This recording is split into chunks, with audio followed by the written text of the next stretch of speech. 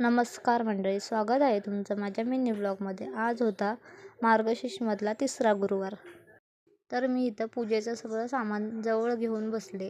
त्यानंतर कलशावर मी स्वस्तिक काढून घेतले. सगळी पूजा छानपैकी करून घेतली मी. दिवा वगैरे लावून घेतला, धूप केला, रांगोळी पण काढून घेतली. रांगोळी काही मला एवढी जमत नाही, तरी पण छोटी मोठी काढून घेते कशी तरी. त्यानंतर स्वयंपाकाला लागले. स्वयंपाकामध्ये मी आज बनवलं होतं मेथीची भाजी, वरण, चपाती. आज पोथी वाचण्यासाठी सूरज बसले होते.